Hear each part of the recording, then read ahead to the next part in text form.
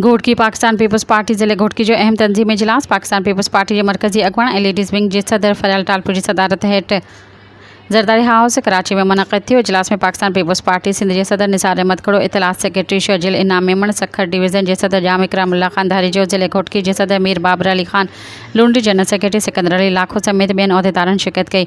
इजलास दौरान ज़िले घोटकी में पार्टी जे तंज़ीमी मामलनि, अवामी मसइलनि, बलदियाती सूरत-हाल ऐं पार्टी खे वधीक फ़ाल बनाइण बाबति मुख़्तलिफ़ तजवीज़ुनि ते ग़ौर वीचार कयो वियो। अॻुवाणनि कारकुननि खे गॾिजी अवामी ख़िदमत जारी रखण ऐं पार्टी जो पैगाम घर घर ताईं पहुचाइण जी हिदायत कई वई।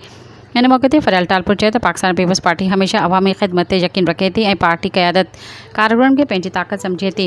हुन चयो त ज़िले घोटकी समेत सॼी सिंध में पार्टी तंज़ीम खे वधीक मज़बूत ऐं फ़ाल बनायो वेंदो, जो त अवामी मसइलनि जे हल लाइ हर मुमकिन क़दम खंया वेंदा। हुन पार्टी उहदेदारनि खे हिदायत कई त हू अवाम सां राब्ता वधीक बहितर बनाइनि ऐं पार्टी जो पैगाम हर घर ताईं पहुचाइनि। सब्सक्राइब कयो अवामी न्यूज़ HD खे ऐं ताज़ा तरीन ख़बरुनि लाइ ॾिसंदा रहो अवामी न्यूज़ HD।